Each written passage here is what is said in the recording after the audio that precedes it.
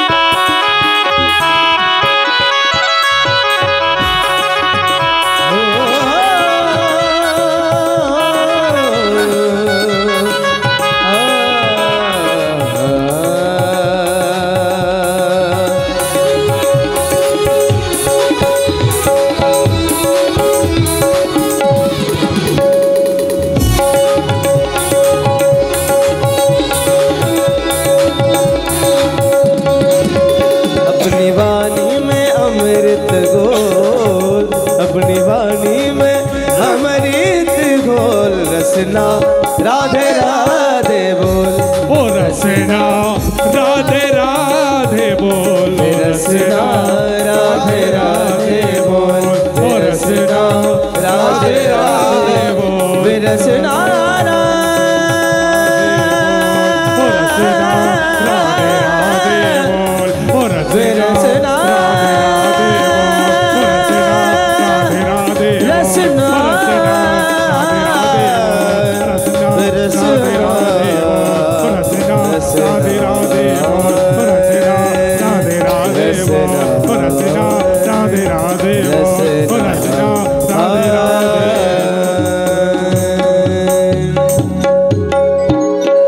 अपनी वाणी में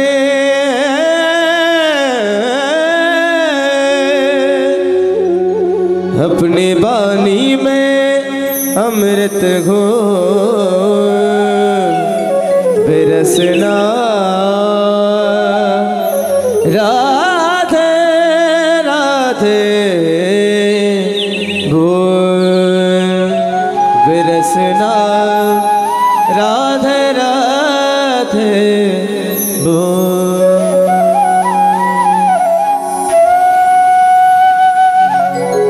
प्यार से बोलो राधे राधे, जरा जोर से बोलो और जोर से बोलो। अभी अभी गाया है अपने वाणी में अमृत घोल और रसना राधे राधे। ये रसना पीने वाले को भी कह रहे हम, जो हर दिन रसना पीते हैं ना, उनको भी कह रहे हैं अपनी वाणी में अमृत घोल और रसना राधे राधे बोल। तो भगवत नाम संकीर्तन का सदैव स्मरण किया करो।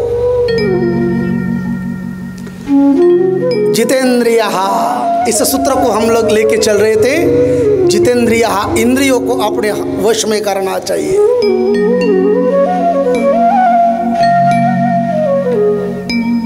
और दूसरी बात, जितसंगो, ये सबसे महत्वपूर्ण है। इसी बात को मैं 1-2 मिनट बताऊंगा और आगे चलूंगा। मेरे पास समय बहुत कम है। आप लोग घड़ी देखने से अच्छा है कि मैं आपको समय पे वहां तक छोड़ दूं।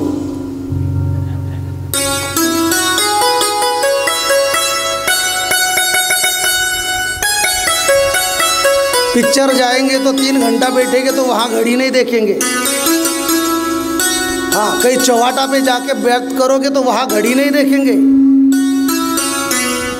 भैया तो मोबाइल रख ले, पहले ऑपरेटिंग कर, हाथ में मोबाइल मत लेना।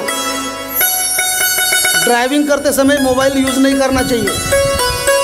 फिर वो ड्राइविंग कोई भी चीज की हो, गाड़ी की हो या ऑपरेटिंग की हो। प्यार से बोलो राधे राधे। जरा जोर से बोलो, और जोर से बोलो।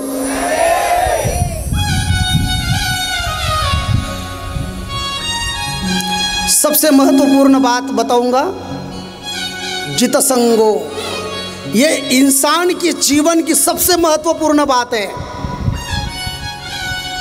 राजा परीक्षित जी को सुखदेव जी सुना रहे, राजन सुनो, जिसको मृत्यु पर विजय पाना हो उस इंसान की संगत अच्छी होनी चाहिए। जितसंगो शब्द का अर्थ क्या है? उसकी संगत अच्छी होनी चाहिए। एक बात कहूं आपसे माताओं,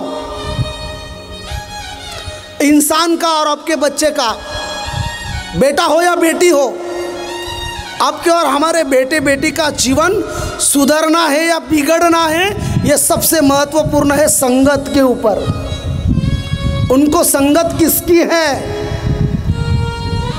अच्छे लोगों की संगत करोगे तो अच्छा फल पाओगे, और बुरे लोगों की संगत करोगे तो बुरा फल पाओगे। इसीलिए संगत संतन की करना, कछु जन्म का सार्थक करना। करना है तो संतन की संगत करो, कुछ ना कुछ जीवन का भला हो जाएगा। अगर बुराई की संगत करोगे तो बुरा फल पाओगे।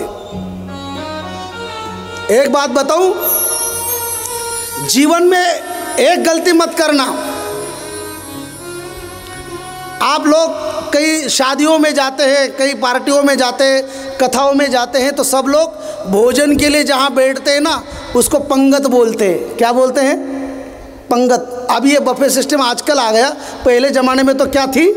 पंगत थी, रिश्तेदार परोसते थे, पंगत सिस्टम थी भोजन के लिए। मेरी बात याद रखना, इस जीवन पट पे याद रखोगे तो कल्याण बन जाएगा। आपके जीवन में अगर गलती से एक समय की पंगत छूट जाए तो कोई बड़ा नुकसान नहीं होने वाला, क्योंकि एक समय की पंगत अगर छूट जाए तो एक समय भोजन नहीं मिलेगा तो भूखा रहना पड़ेगा। चलो आप 4-5 लोग हैं, कथाओं में आए हैं या शादियों में गए हैं, तो बाकी के लोगों ने कहा चलो पंगत करते, भोजन के लिए बैठते। उसने कहा नहीं यार रुको, तो अपने दोस्तों के साथ बैठे तो पंगत छूट गई, वहाँ का भोजन सब फिनिश हो गया, तो आपको क्या करना पड़ेगा? भूखा रहना पड़ेगा। ज़रा ध्यान से सुनना, एक समय की पंगत छूट जाए तो एक समय को भूखा रहना पड़ेगा। अगर संगत गलत लोगों की पड़ जाए तो पूरी जिंदगी भूखी मरनी पड़ेगी। तो पंगत छूट जाए तो कोई बात नहीं, लेकिन अच्छी संगत छूटनी नहीं चाहिए। इसीलिए तो हम कहते हैं कि जितसंगो, संगत अच्छी करो। इंसान का जीवन संगत के ऊपर महत्वपूर्ण है। इंसान संतों के, अच्छे लोगों के संगत में रहेगा तो सुधरेगा, और बुरे लोगों के साथ रहेगा तो बिगड़ेगा, वांटेड लिस्ट में नाम जाएगा। और अच्छे लोगों की संगत करेगा तो सेलिब्रिटी में गिना जाएगा। इसलिए संगत महत्वपूर्ण है, और इसलिए राजा परीक्षित जी कह रहे भगवत भक्तों की संगत करो, भगवान की संगत करो। और भगवान की संगत करने से, भगवत की संगत करने से आपको सन्मार्ग मिलेगा और आपका मृत्यु सहज आपको भगवान तक पहुंचाएगा, मृत्यु का दुख नहीं होगा। अब राजा परीक्षित जी ने पूछा, महाराज कौन से भगवान की भजन करे, कौन से भगवान की भक्तों की संगत करे, कौन से भगवान की ध्यान करे, कौन से भगवान का नाम चिंतन करे? बोले क्यों? बोले भगवान तो ना जाने कितने प्रकार के हैं, हम लोगों को भ्रमिष्ट कहा गया है, किया गया है। हमें कहा गया कि हमारे हिंदू संस्कृति में 33 करोड़ देव है।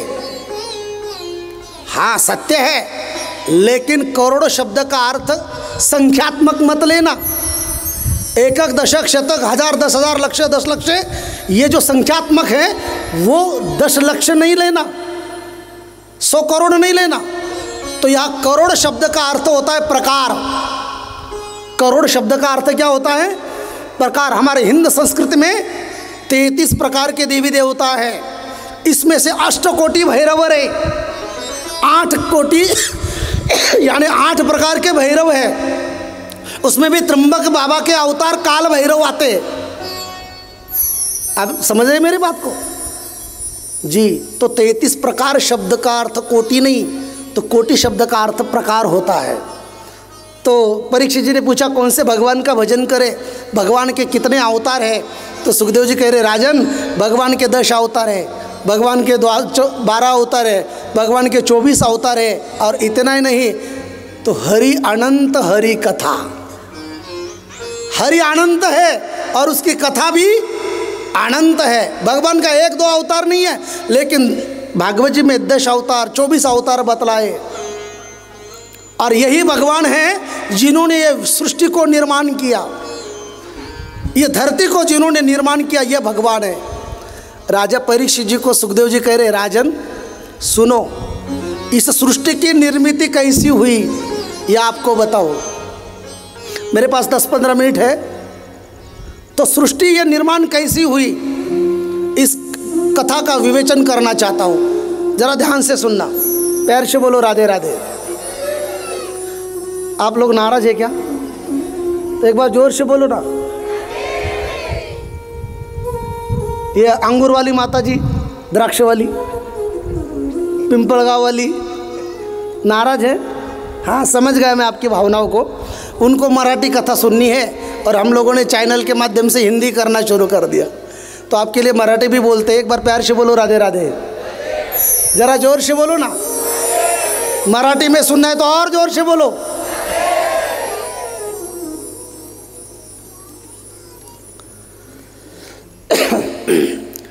भागवत कथा म्हणजे राजा परीक्षितजीचा आणि सुखदेवजींचा संवाद। आणि आपण आतापर्यंत जे ऐकत होतो ना, तर माणसाचं मरण कसं मरावं हे शिकण्याची कला आहे। जीवन जगण्याची कला तर आपल्याला खूप जण शिकवतील, पण माणसाने कसं मरावं हे माझं भागवत शिकवतं। म्हणून रामायणात आणि भागवतात फरक फार मोठं अंतर नाही आहे, अर्थ गहन आहे। रामायण कसं जगावं हे शिकवतं आणि भागवत कसं मरावं हे शिकवतं।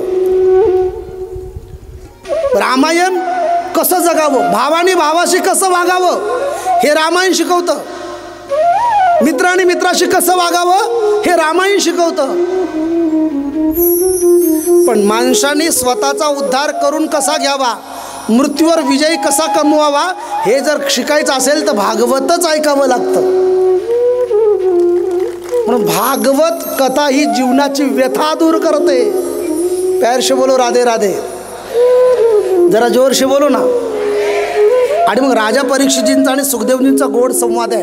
ही सृष्टी निर्माण कशी झाली, हे जग निर्माण कसं झालं। माझ्यासमोर माझ्या काही बहिणी आहेत, एज्युकेटेड, कॉलेज आहेत, MPSC UPSC तयारी करणाऱ्या मुली आहेत, काही तरुण मित्र आहेत, त्यांच्यासाठी हा विषय सांगणं मला प्रचंड गरजेचं आहे। हे जग निर्माण कसं झालं, हे सृष्टी निर्माण कशी झाली ऐका। शास्त्रकार असं सांगतायत, संत वचन असं सांगतायत, पहिले कोठेची नव्हते काही। हे जगात पहिलं कुठे काहीच नव्हतं, ही पृथ्वी पण नव्हती, फक्त जलमय सृष्टी होती, अख्खं पाणीच पाणी। आताही तुम्ही पहा, या मृत्यू लोकात किती टक्के पृथ्वी आणि किती टक्के पाणी आहे? भूगोल तज्ञ 71% पाणी आहे आणि 29% पृथ्वी आहे. बरोबर आहे का? काही चुकलं ना? बरोबर आहे ना? हाँ, म्हणजे 71% जल है और 29% पृथ्वी है. 29% फक्त पृथ्वी आहे आणि 71% पाणी आहे. ती 29% सुद्धा पृथ्वी पहिली नव्हती. पहिलं अख्खं समुद्र जलमय होतं. आणि मग या सृष्टीची निर्माण कशी झाली? फार गोड चिंतन आहे का? आणि मग या समुद्रावर शेषशय्यापर विराजमान भगवान विष्णू प्रागट्यकरण झालं. भगवान विष्णू आदिनारायण त्यांच्या नाभीतून एका कमळाचा जन्म झाला आणि कमळातनं ब्रह्मदेवाला निर्माण केलं भगवंतानी. आणि ब्रह्मदेवानी पाहिलं की मी आलो कुठून, म्हणून ब्रह्मदेवाला कळेना. मग उजवीकडे पाहिलं, डावीकडे पाहिलं, पाठीमागे पाहिलं, चारी दिशेनं ब्रह्मदेवानी पाहिलं, पण त्याच्या जन्माची स्टोरी कळेना. म्हणून चारी दिशेला त्याला अंत लागला नाही, म्हणून त्याला 4 मुख आहेत ब्रह्मदेवाला. त्याच्याच धर्मशास्त्रामध्ये 4 वेद मांडले: यजुर, साम, अथर्व, ऋग्वेद. आणि मग या 4 मुखाला सुद्धा अंत लागेना, म्हणून आकाशवाणी झाली आणि 2 बाराखडीचे वर्ण ऐकायला आले, त आणि प. तपश्चर्या केली आणि ब्रह्मदेवांना शोध घेता घेता ब्रह्मदेवाला कळालं की मी आदिनारायण भगवान विष्णूने मला प्रगट केलं. आणि मग भगवंतानी ब्रह्मदेवाला सांगितलं तू सृष्टी निर्माण कर. आणि मग सृष्टी निर्माण करण्यासाठी भगवंतानी आज्ञा केली ब्रह्मदेवाला. मग ब्रह्मदेवाने मानस सृष्टी निर्माण केली. सनत कुमार, नारद, सप्त ऋषी, जे भृगु, वशिष्ठ, हे 7 ऋषी आहेत जे आपले गोत्र आहेत, यांना ब्रह्मदेवानी निर्माण केलं मानसपुत्र. आणि त्याच्यानंतर एक विचित्र सृष्टी निर्माण केली. रुद्र रोदन करायला लागली, रडायला लागली. आणि ती सृष्टी ब्रह्मदेवानी सांगितलं थांब, ही सृष्टी घातक आहे, म्हणून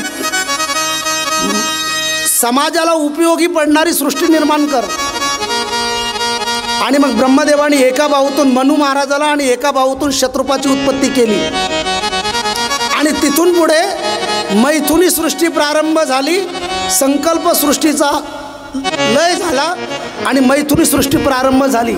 सृष्टीचे 4 प्रकार आहेत: अंडज, जारज, उद्भेज आणि स्वद्भेज. ही 4 प्रकारची सृष्टी आहे. एका बाहूतून मनु आणि दुसऱ्या बाहूतून शत्रुपाला जन्म दिला. त्या दोघांचा विधिवत विवाह करून ही सृष्टीची निर्मिती केली. म्हणून व्यासपीठावरनं सांगतो, चॅनल ऐकतंय, चॅनल सर्वांना ऐकवतंय, तुमचे माझे आदी पुरुष, तुमचे माझे पूर्वज जर कोण असतील तर ते मनु आणि शत्रुपा आहे. आपल्याला शाळेत जो शिकवला जातो ना इतिहास, तो फार चुकीचा आहे. मला सांगा, सगळे एज्युकेटेड आहेत, सुशिक्षित आहात, आपण पूर्वज, आपले पूर्वज कोण होते? शाळेत कसं शिकवलं आपल्याला? नाना, आपण पूर्वी कोण होतो, कसं शिकवलंय? तिडके नाना, माकड होतो ना, मग ते दाखवले पण चित्र छान असं, बरोबर ना मुलांनो? आणि मग आपण असे झालो, मग 2 पायावर झालो. माझ्या प्रश्नाचं उत्तर द्या विज्ञानवाद्यांनी.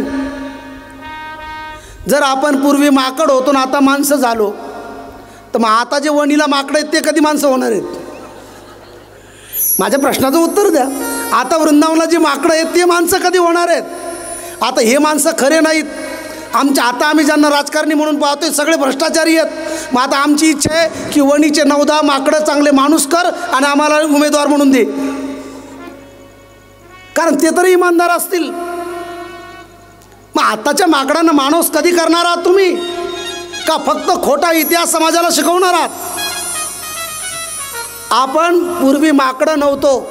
माकड ही योनी आहे, आपले पूर्वज नाहीत. आपले पूर्वज मनु आणि शत्रुपा आहेत, म्हणून आपल्याला मानव म्हणतात. आपल्याला मानव म्हणतात का? तर आपले पूर्वज मनु आणि शत्रुपा आहेत. जर आपण माकड असतो तर मग आपल्याला माकडं म्हणले असते. आता आपण मस्त माणूस अजून माकडासारखे चाळे करतो, तो भाग वेगळा. तो भाग वेगळा. आपण नावाला माणसं आहेत पण वागतोय माकडासारखं, ती गोष्ट वेगळी. पण आपले पूर्वज माकडं नाही आहेत, मनू आणि शत्रुपा आहेत. आणि मग त्यांच्यापासनं मैथुनी सृष्टी प्रारंभ झाली. मी सृष्टीचे 4 प्रकार सांगितलेत: अंडज, जारज, उद्भिज आणि स्वद्भिज. काही जीव अंड्यापासून तयार झालेत, काही जीव जारापासून तयार झालेत, काही जीव जमिनीतनं निर्माण झालेत, काही पाण्यापासून निर्माण झालेत. ही सृष्टी आहे. मग मला उत्तर द्या, मी प्रश्न विचारेल. अंड्यापासनं कोणते कोणते जीव तयार जन्माला आलेत? अंड्यापासनं कोण सांगेल? कोंबडी. अरे म्हटलं 8 दिवस तरी विसरसाल कोंबडीला. पण तरी कथेत मी कोंबडी आणलीच का तुम्ही? प्यार से बोलो राधे राधे. बाकीचे पण प्राणी आहेत की अंड्यापासून आलेले. तोता आहे, पक्षी आहे, चिमणी आहे, मिठ्ठू आहे, हे पण अंड्यातनंच जन्माला आले की. साप आहे, अंडज आहे. तुम्हाला कोंबडी काय पिच्छा सोडत नाही बाबा तुमचा. हात जोडून विनंती आहे, कोंबडीपासून लांब राहा. व्यासपीठ आहे, या व्यासपीठाची काहीतरी गरिमा असते म्हणून मी स्पष्ट बोलत नाही. प्यार से बोलो राधे राधे. अंडज उत्तर बरोबर दिलं. हे वृक्ष व लता वेली हे जीव आहेत. बघा, पहिला पाऊस पडला की ते बेंडकं तयार होतात, येतात का नाही? शेतकरी, किडे मकोडे. जारज, जारापासून कुणाचा जन्म झाला? अहो तुम्ही आम्ही कशातनं जन्माला येतोय? गाय, म्हैस, शेळीचा जन्म कशातनं झाला? जारज. काही प्राणी पाण्यापासनं, घामापासनं जन्माला येतात. ते कोणते जीव आहेत जे घामापासनं, पाण्यापासनं येतात? ते कोण उत्तर देईल? घामापासून जन्माला येणारा जीव कोणता आहे?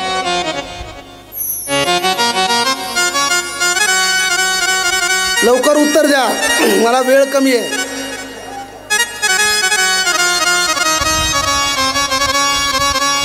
काय झालं असायला? उत्तर मिळालं का? प्रश्नातच उत्तर आहे. प्यार से बोलो राधे राधे. माझ्या डोक्यात नाही था, मी उत्तर दिलंय तुम्हाला. आता तुमचा गैरसमज होईल. तुमच्याकडे आहेत का? तो पार्सल मागवूया आपण. हे जे आपल्या घरातले जे सदस्य आहेत डोक्यातल्या, त्याला काय म्हणतात? उवा. यांचा जन्म कसा झाला माहिती आहे तुम्हाला? हे अंडज नाहीत, जारज नाहीत, उद्भिज नाहीत. मग यांचा जन्म असा झाला, तुम्ही जर 15 दिवस डोकं नाही धुतलं की सदस्य वाढतात. माझ्यावर विश्वास नसेल तर प्रॅक्टिकली पहा तुम्ही. 1 महिना डोकं धुवू नका.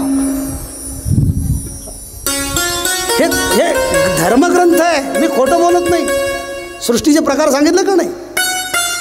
आणि मग मनू आणि शत्रुपाचा विवाह केला. त्यांना 3 मुली आणि 2 मुलं जन्माला आलेत. मनू आणि शत्रुपाला उत्तानपाद आणि प्रियव्रत नावाचा 2 मुलं, आकृती, प्रसूती आणि देवहूती नावाची मुलगी. पण ब्रह्मदेवाने भगवंताला सांगितलं, सृष्टी ठेवू कुठे? का? तो बोले पृथ्वीच नाही आहे. कारण मैथुनी सृष्टी केली पण ठेवायची कुठे? मग पृथ्वी कुठे गेली? दैत्यपुत्र हिरण्याक्षने ही पृथ्वी रसातळाला नेली. भगवान म्हणले, चिंता मत करो, मैं अवतार लूँगा, पृथ्वी की रक्षा करूँगा और पृथ्वी की स्थापना करूँगा. आणि मग माझ्या भगवंताने वराह भगवंताचा अवतार घेतला, हिरण्याक्षला मारलं आणि पृथ्वीची स्थापना केली. बोल वराह भगवान की जय. पृथ्वीची स्थापना केली. आणि पृथ्वीची स्थापना केल्यानंतर वराह भगवंताला आणि हिरण्याक्षला मारल्यानंतर ते दैत्यपुत्र हिरण्याक्ष आणि हिरण्यकश्यपू दोघं भाऊ होते. तर राजा परीक्षितीने प्रश्न विचारला, गुरुजी, जो हिरण्याक्षला मारल्यानंतर त्याचा जो बंधू होता हिरण्यकश्यपू, त्यांनी काही ॲक्शन घेतली का नाही? त्यांनी काही ॲक्शन घेतली का नाही आपल्या भावाला मारल्यामुळे? तर राजा परीक्षितीला सुखदेवजी सांगतात, राजन ऐका, हा दैत्यपुत्र हिरण्याक्षला मारल्यानंतर त्याचा बंधू हिरण्यकश्यपू आपल्या भावाला नारायणाने मारलं म्हणून देवाचा विरोध करायला सुरुवात केली. या मृत्यूलोकात माझ्या राज्यात देवाचं कोणी नाव सुद्धा घ्यायचं नाही. ना श्रोतव्यम ना दातव्य, ना कोणी यज्ञ दान धर्म अनुष्ठान करायचं. आणि म्हणून त्या हिरण्यकश्यपू शब्दाचा अर्थ किती छान आहे. हिरण्य म्हणजे सोनं, हिरण्य म्हणजे सोनं आणि कश्यप म्हणजे आग. ज्याला भोगवादी लोभवादी त्याचं नाव हिरण्यकश्यपू. ज्याच्या डोळ्यात लोभच भरला त्याचं नाव हिरण्यकश्यप. हिरण्यकश्यपू मेला नाही, आजही जिवंत आहे, आजही जिवंत आहे. त्याचं तोंड म्हणजे पोस्टमॅनच्या पेटीसारखं, येऊ द्या, इनकमिंग नो आउट गोईंग, किती येऊ द्या कमीच. आणि माणसाला हा एक रोग लागला आहे नाना. त्या रोगाचं नाव काय माहिती आहे का? तुमच्या इकडे नाही मला माहिती, पण काही भागात त्या रोगाचं नाव आहे हावऱ्या. हा, इकडं काय म्हणतात त्याला नाना? हावऱ्याच ना. हा, किती येऊ द्या कमीच. पोस्टमॅनची पेटी किती टाका भरतच, हा रोग आहे. आणि या रोगाचं हॉस्पिटल फक्त एकाच ठिकाणी आहे, ते म्हणजे नानांनी 7 दिवसासाठी ओपनिंग केली साधना विलेजमध्ये. इथंच विलाज आहे त्याचा. नंतर नाही, हे फिरते डॉक्टर आहेत, हे डॉक्टर फिरता दवाखाना आहे आमचा. 6 तारखेपर्यंत इथं, 7 तारखेपासून माहूरगड, हे फिरतं हॉस्पिटल आहे. इथे इलाज करा या हावऱ्या रोगाचा. म्हणून हिरण्यकश्यपूला मारायचं आहे, तो मेला नाही म्हणून लोभ मारणं म्हणजे हिरण्यकश्यपू मारणं आहे. प्यार से बोलो राधे राधे, जरा जोर से बोलो ना. आणि मग त्या हिरण्यकश्यपूने आपल्या राज्यामध्ये फैमान सोडलं. जो कोणी देवाचं नाव घेईल त्याला मृत्यूदंड देण्यात येईल. नाव घेणे नेदी देवाचे, हे ब्रीद हिरण्यकश्यपूचे. आणि महाराज अख्ख्या गावात राज्यात कोणी देवाचं नाव घेत नाही. यज्ञ बंद, अनुष्ठान बंद. जसं कोरोनाच्या काळात सप्ते बंद, कथा बंद, तसं सर्व बंद होतं. ना श्रोतव्य ना दातव्य, ना कोणी दान धर्म करणार, ना कोणी कथा कीर्तन प्रवचन यज्ञ करणार. आणि हिरण्यकश्यपूला मृत्यूवर विजय कमवण्यासाठी त्याने चुकीचा मार्ग निवडला. त्याला वाटलं मी अमर होईल. पण एक बोलू, या जगात कोणीच अमर नाही. फक्त नाव अमर असू शकतं, पण माणूस अमर नाही. एक ना एक दिवस सर्वांना जायचं आहे, बोलून गेलो आपण. मग हिरण्यकश्यपूने स्वतःला मृत्यूवर विजय कमवण्यासाठी तपश्चर्या करायचं ठरवलं. आणि एक दिवस तो तपश्चर्याला गेला. गेल्यानंतर जंगलामध्ये गेला, ध्यानस्थ बसला. आणि ध्यानस्थ बसल्यानंतर एका झाडावर एक पक्षी आला आणि पक्षाने नारायण नारायण म्हटलं. तुम्ही म्हणाल पक्षी कुठं नारायण नारायण म्हणतो का? म्हणतो. आजही बघा प्राणी संग्रहालयात काही प्राणी शिकवलेले असतात का नाही? हा, बोलतात. त्या पक्षाने नारायण नारायण म्हटलं आणि हिरण्यकश्यपूची तपस्या भंग झाली. त्याचा मूड ऑफ झाला, घरी परत आला. हिरण्यकश्यपूच्या पत्नीचं नाव आहे कयाधू. तिचं नाव काय आहे? कयाधू. ती फार पतिव्रता आहे, फार धर्मात्मा आहे.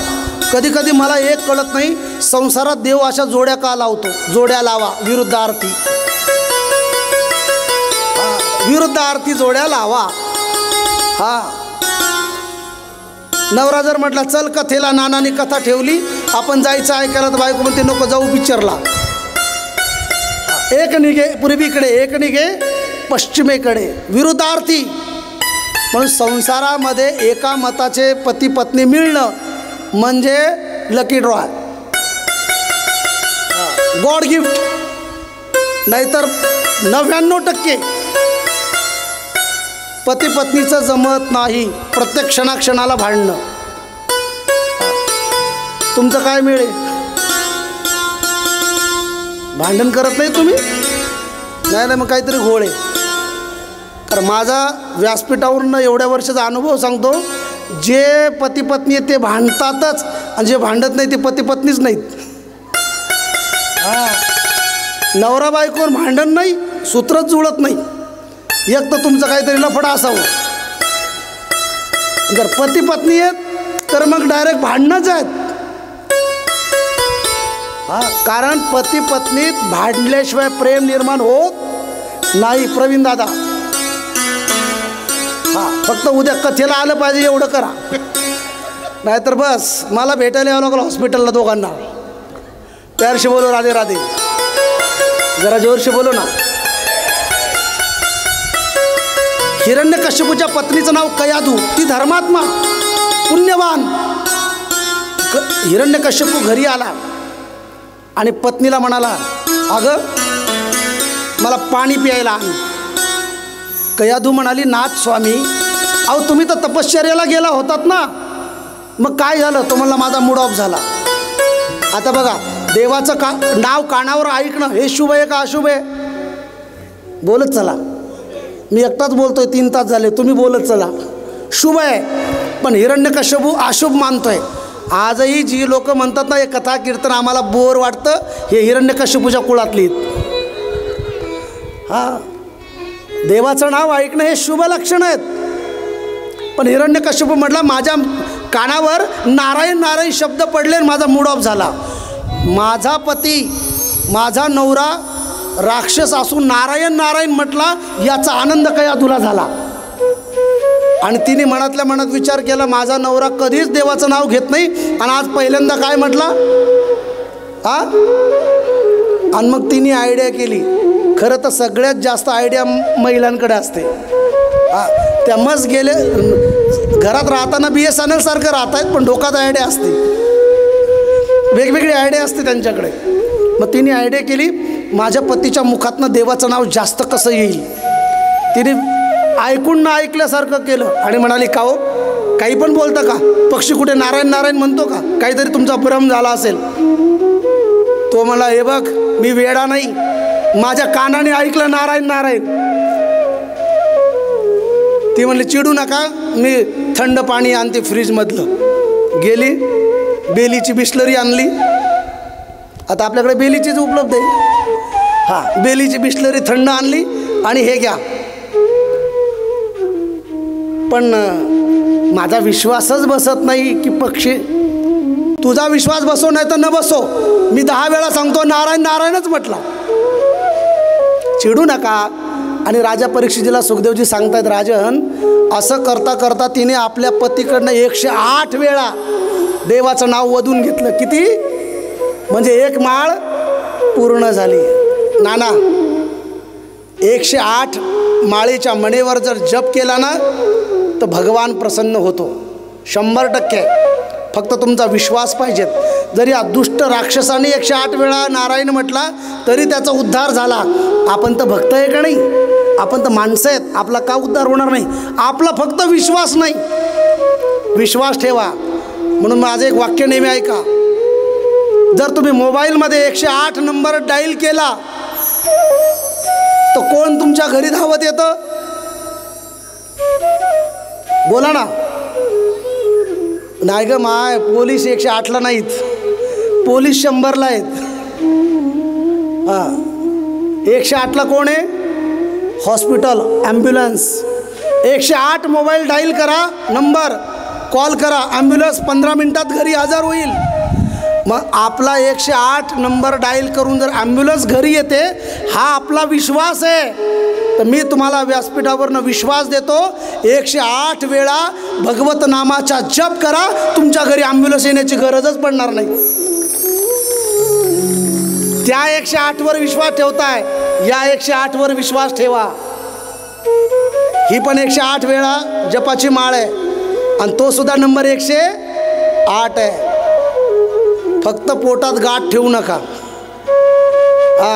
पोटात गाठ ठेवू नका.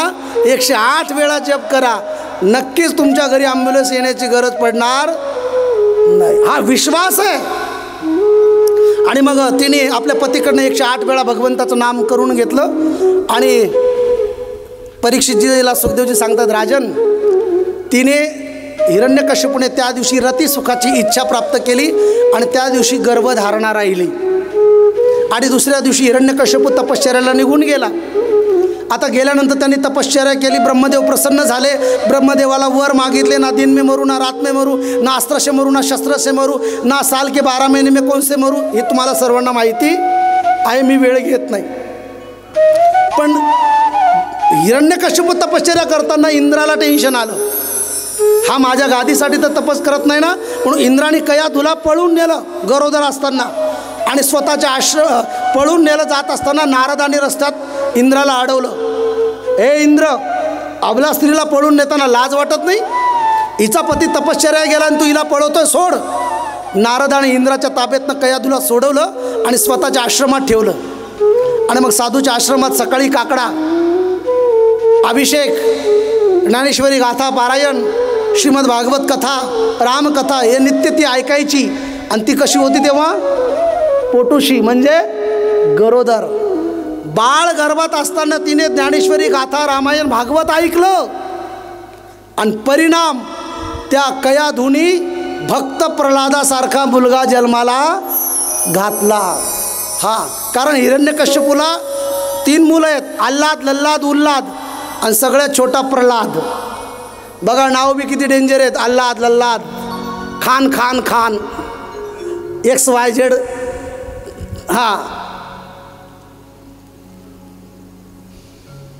पण सर्वात छोटा होता तो प्रल्हाद.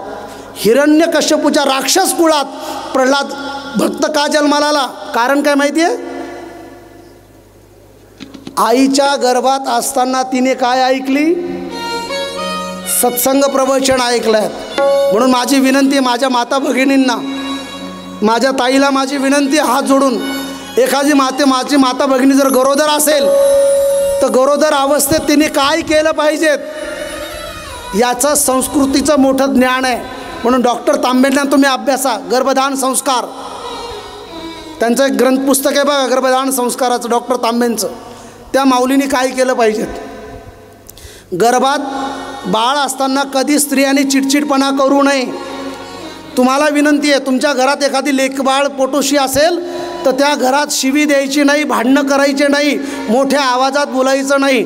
चांगले संस्कार त्या बाळावर कसे पडतील असं नित्यातलं वर्णन व्यवहार पाहिजेत.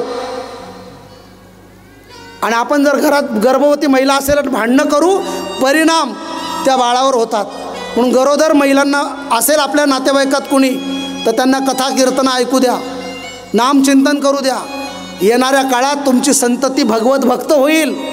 नानांसारखे, निवृत्तीनाथसारखे, दादांसारखे चांगले मुलं जन्माला येतील. हे आईचे संस्कार आहेत. आता हल्लीचे पोरं कार्टून जन्माला आलेत. त्याचं कारण काय माहिती आहे तुम्हाला? ते गर्भात असताना त्याच्या आईनेच कार्टून पाहिलेले. म्हणून कार्टून जन्माला घालू नका. चांगले जन्माला घालायचे असेल तर गर्भधान संस्कार करा.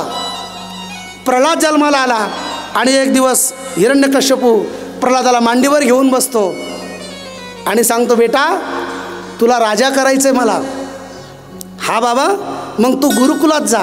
आता ते हिरण्यकश्यपू होता, राजा होता, त्याचंच डेंटल कॉलेज, त्याचंच मेडिकल कॉलेज, त्याचंच इंटर कॉलेज, सगळं त्याचंच. मोठ्या माणसाचेच कॉलेज असतात, गरिबाचे कुठं कॉलेज असतात का सांगा? द्राक्षे विकून आणि भाजीपाला विकून आणि फुलं विकून कुठं कॉलेज बांधता येतात का? मग हे कॉलेज बांधणं म्हणजे बोटं किती आहे तिकडं लक्ष देऊ नका. फक्त लक्ष ठेवा. हे 1 नंबरवाल्याचे कामं लाखात, ऑब्जेक्शन कुणी घेऊ नये म्हणून लाखात 1-2च असेत की ज्यांनी कष्टातून कॉलेज शाळा बांधल्यात. नाहीतर 99% न बोललेलं बरं. कारण मला काही दिवस जगायची इच्छा आहे. प्यार से बोलो, राधे राधे, जरा जोर से बोलो. आणि मग त्या प्रल्हादाचे वडील हिरण्यकश्यपूच्या नावाने एक कॉलेज होतं, Shri Shri 1008 Hiranyakashipu Maharaj dental college, Shri Shri 1008 Hiranyakashipu Maharaj medical college, inter college, सगळी कॉलेजच त्यांची. आणि त्यात 2 प्रोफेसर होते, एकाचं नाव शंड आणि एकाचं नाव मर्क. दोघांना घरी बोलवलं. हा माझा मुलगा आहे. जी सर. याला चांगलं शिक्षा द्या. सर यांनी पेपर नाही दिला तरी 100%. नाही याला चांगलं शिकवा. आणि गुरुकुलात नेलं. षंडामर्कणी जवळ घेतलं प्रल्हादाला. बेटा या जगात देव नाही. अच्छा सर, मग जगात देव कोण आहे? तुझे पिताश्री. त्यांचा जय घोष करायचा. आणि मग त्या षंडामर्क त्या राक्षसाच्या कुळातल्या गुरुकुलमध्ये जयकारा चालू आहे. बोला हिरण्यकश्यपू महाराज की. रात्रभर पाखडलं आणि काहीच नाही सापडलं. अहो त्या राक्षसाची कथा सांगतो तुम्ही म्हणतायची. मग तुम्ही पार्टी कधी बदलली? राम राम राम राम. कधी पार्टी माणसं बदलतील काही भरोसा नाही. मला वाटायचं माझी कथा ऐकताय आणि तुम्ही तर हिरण्यकश्यपूचा जे करा लावलाय. अवघड आहे बाबा. नाना भरोसा नाही माणसाचा. जरा कथा व्यवस्थित आहे का? कोण कुणाचा जे करा लावतोय हा? आणि हिरण्यकश्यपूच्या नावाचा जयकारा सुरू झाला. पाठ झाले, शिकवलं. दिवाळीच्या सुट्टीत प्रल्हाद घरी आला. मांडीवर बसला बाबाच्या. बाबा मी शिकलो. बेटा काय शिकला? या जगात परमात्मा भगवान नारायण. हिरण्यकश्यपूला राग आला. अरे माझ्या शत्रूचं नाव घेतो माझ्या मांडीवर बसून, लाज वाटत नाही? चालता हो. आणि प्रल्हादाला मारण्यासाठी 12 प्रयोग केलेत. माझ्याकडे वेळ नाही, तुम्ही समजून घ्या. कडेवरनं ढकललं, विषाला विष दिलं.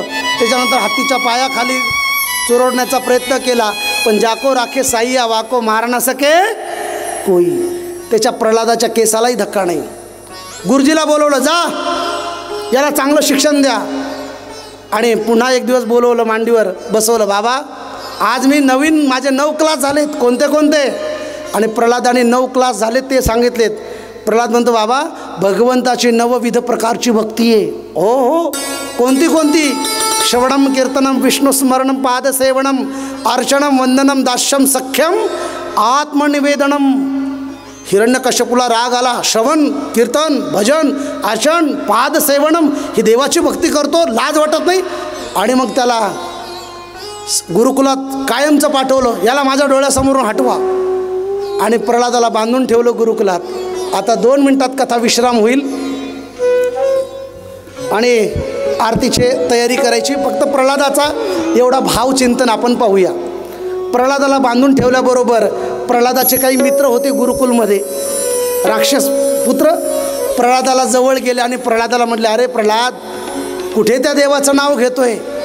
हां तुझे वडीलच देव आहेत. प्रल्हाद म्हणला, नाही रे मित्रांनो, देवाची व्याख्या काय आहे तुम्हाला माहिती आहे? गीता वाचा. गीतेत देवाची व्याख्या काय आहे? नैनम छंदंती शस्त्राणी नैनम दहती पावका. न चैनम क्लेदंतापो न शोषयती मरुतः. जो जळत नाही, जो भिजत नाही, जो तुटत नाही, जो नित्य आहे, जो शुद्ध आहे, जो अमर आहे, तोच भगवान आहे. आणि माझ्या पप्पाला तो उदबत्तीची चटका सहन होत नाही. तो देव असू शकत नाही. मग देव कोण आहे? भगवान परमात्मा. अरे असं करू नको. आणि मग एक दिवस गॅदरिंग आली गुरुकुलाची आणि गॅदरिंगमध्ये प्रल्हादाने भाग घेतला. आपल्याकडे गॅदरिंग होते का नाही? हां माहेश्वरी कुठे गेली? माहेश्वरी हां तू गॅदरिंगमध्ये भाग घेतला का नाही कधी? हां मग कुठल्या गाण्यावर डान्स घेतला होता तू? गाणं कुठलं होतं तुझं? कोणतं पण असेल, मला ऐकायला येत नाही. कोणतं? झलक दिखला जा. आमची पोरं अशा गाण्यावर डान्स करतात. प्रल्हादाने गुरुकुलात तयारी केली गॅदरिंगची. प्रल्हाद ग्राउंडमध्ये आला आणि प्रल्हाद भगवंताचं नाम चिंतन करायला लागला. नारायण नारायण. तर प्रल्हाद आपल्या ग्राउंडमध्ये येणार आहे. सर्वांनी हातवर करा आणि प्रल्हादासोबत नारायण नारायण करायचं. प्रल्हादाचा प्रसंग बघायचा आणि आरती करायची. सर्वांनी हात, ज्यांना ज्यांना हात असतील त्यांनी हातवर करा. बाकीच्यांनी त्रास घेऊ नका. हम भी गाएंगे.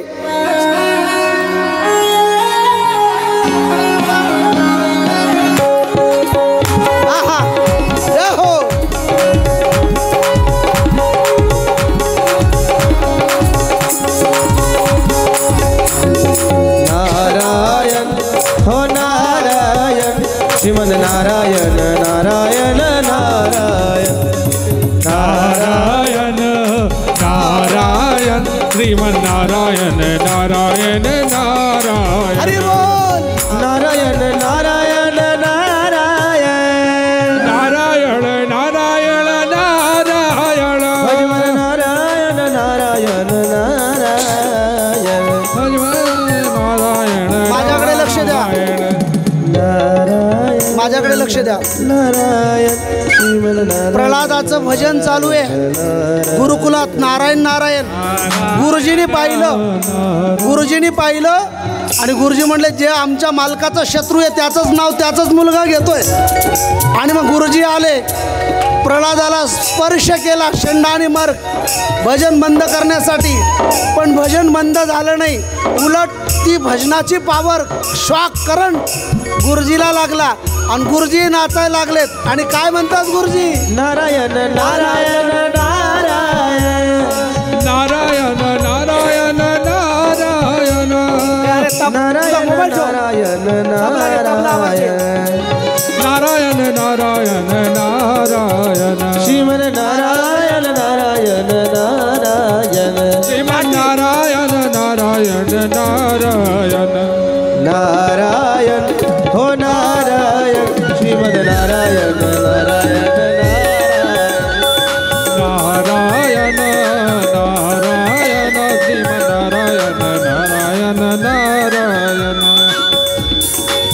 माझ्याकडे लक्ष द्या गुरुजींनी जेव्हा प्रल्हादाला स्पर्श केला तर त्यांना करंट लागला तेही नारायण नारायण म्हणायला लागले मग आता जर गुरुजीच नारायण नारायण म्हणायला लागले तर विद्यार्थी कशाला थांबतील विद्यार्थ्यांना जोश आला हिरण्यकश्यपूने 1000 सैनिक पाठवलंय भजन बंद करायला 1000 सैनिकांनी प्रल्हादाला गुरुकुलातल्या सर्व विद्यार्थ्यांना स्पर्श केला पावर चढली भजनाचा आवाज वाढला नाशिक गोवर्धनमधल्या शुलावाईंजवळ साधना विलेजमध्ये जी कथा चालू आहे इथलेल्या सर्वांना ती पावर चढली आणि सर्व हात वर करतायत नारायण नारायण नारायण नारायण नारायण नारायण नारायण नारायण नारायण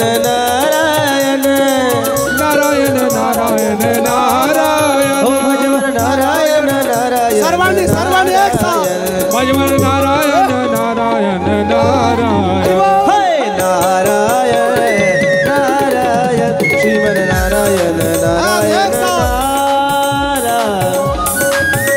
नारायण नारायण श्रीमन नारायण नारायण नारायण नारायण नारायण श्रीमन नारायण नारायण नारायण बंद करतो काय लावलं नारायण नारायण काय मी तर वेडे म्हणून बसलोय तुम्ही काय करतायत नारायण नारायण किती वेळ झालं तुमचं ऐकून घेतोय असं मी ना हिरण्यकश्यपू म्हटला प्रल्हादाला आणि भजन बंद झालं कुठे तुझा नारायण प्रल्हाद म्हणतो बाबा हात जोडून विनंती करतो बाबा माझा नारायण कुठे नाही अरे विठ्ठल जळी स्थळी भरला रीता कोते ठाव नाही उरला कहा पर डारू देखे अंधेरा देखे तो सब यही ने घेरा अच्छा मुझे जबान लढाता है अरे इकडे बघ ना माझ्याकडे तुला डोकं एक तर आता माझ्यासोबत हिरण्यकश्यपू तुझं डोकं उडविल आता लक्ष दे इकडे कुठे तुझा नारायण बाबा माझा प्रश्न आहे कुठे नाही माझा नारायण अच्छा सांग या साऊंड बॉक्समध्ये बोले हा याच्यात पण आहे अच्छा सांग या झाडामध्ये बोले हा बाबा झाडात पण आहे आणि एक खांब होता खांब त्या खांबाकडे हात केला हिरण्यकश्यपूने सांगितलं या खांबात बोले हा बाबा या खांबात बी आहे हिरण्यकश्यपूला राग आला तलवार घेतली आणि खडगं घेऊन खांबावर मारायला धावला आणि खांबावर जशी लात मारतो त्या खांबातनं नरसिंह भगवान प्रगट होतात बोला नरसिंह भगवान जय हो नरसिंह भगवान जय हो नरसिंह भगवान की जय हो नरसिंह भगवंताचा अवतार झाला हिरण्यकश्यपूचं नरसिंहाचं युद्ध झालं आणि दोघं घनघोर युद्ध करतात युद्धामध्ये घोर युद्ध चालू आहे दोघांचं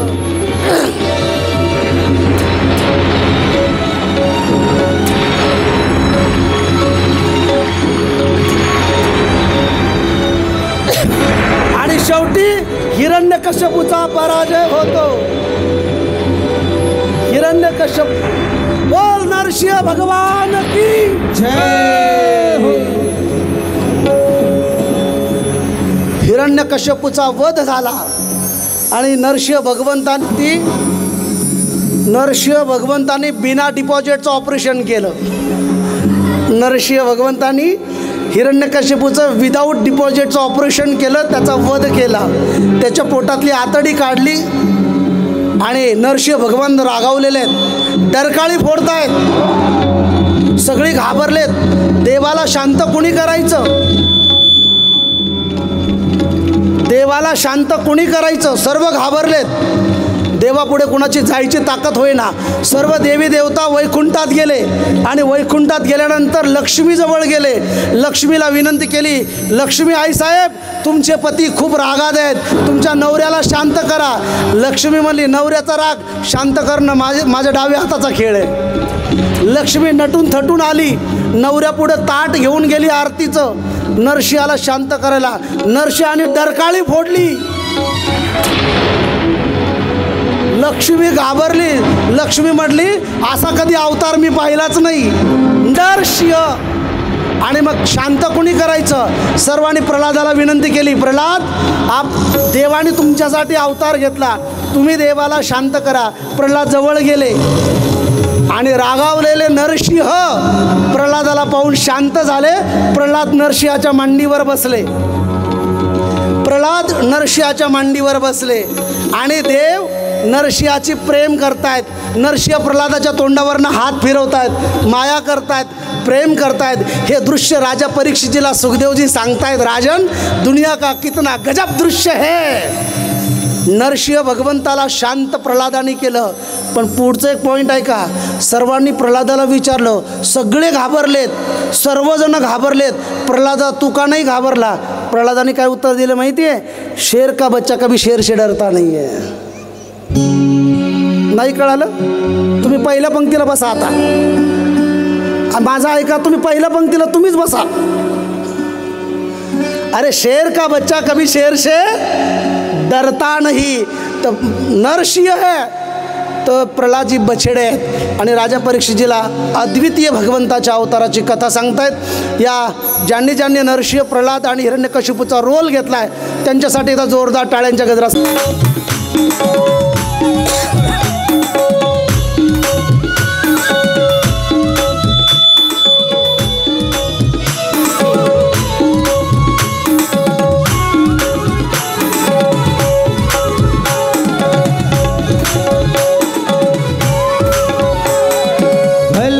किसी का कर न सको तो बुरा किसी का मत करना, पुष्प नहीं बन सकते तो आगे बढ़कर मत रहना, अल्लाह की बढ़कर मत रहना.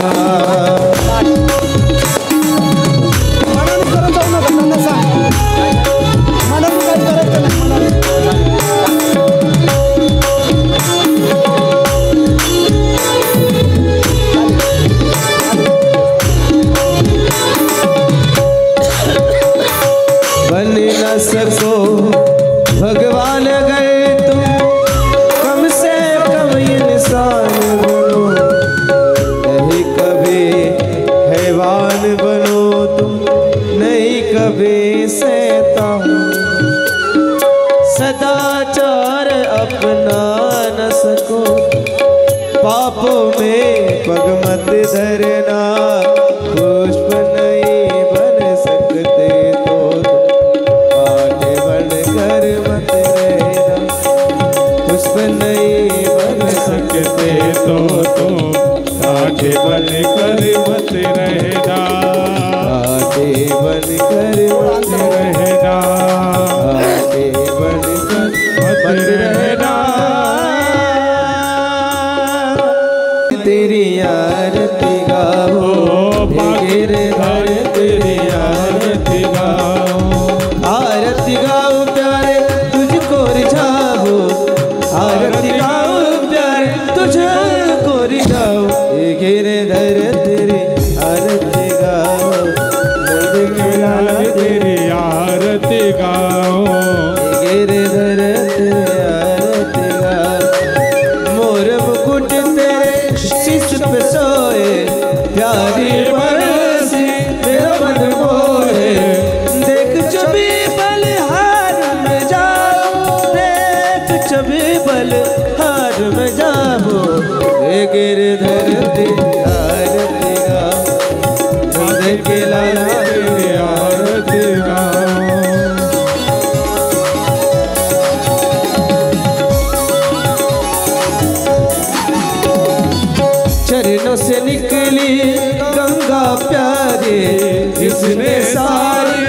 दुनिया तारे उन चरणों के मैं दर्शन पाऊं, उन चरणों के मैं दर्शन पाऊं। हे गिरधर तेरी आरती गाऊं, हे गिरधर तेरी आरती गाऊं। दास अनाथ के नाथ आप हो, सुख दुख जीवन प्यारे आप साथ हो।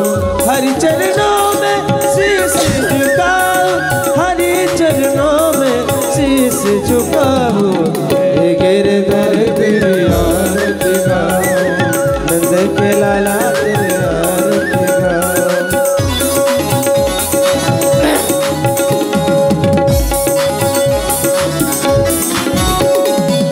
श्री हरिदास के प्यारे तुम हो, मेरे मोहन जीवन धन हो। देख जुगल छवि बल बल जाओ, देख जुगल छवि बल बल जाओ।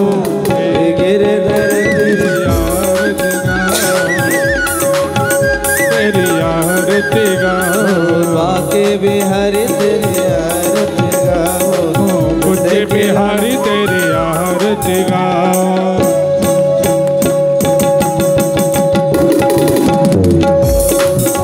करुणावतारम संसार सारम संसार सारम गिरहारम सदा वसंतम हृदयारविंदे भवं भवानी शरणं नमामि। हलिल्लुटांगन वंदेन शरणं जुड़न पायल रूप तुझे। हृदय हलिल्लन अनंत को भावे भवानी तुमेव माता पिता त्वमेव, तुमेव वन्दित सखा त्वमेव विद्याधरं त्वमेव, त्वमेव सर्वं मम देवदेव। कायेन वाचा मनेन्द्रिये सुधात्मना वा बहुसवा करोमि यज्ञं सकलपरं नारायणायति समर्पयामि। अच्युतं केशवं नमनारायणं श्रीरामचन्द्रं वासुदेवं श्रीधरं माधवं गोपिकावल्लभं जानकीनायकं रामचन्द्रं। हरे राम राम राम हरे हरे, हरे कृष्ण हरे कृष्ण कृष्ण कृष्ण हरे हरे, हरे राम राम हरे हरे, हरे कृष्ण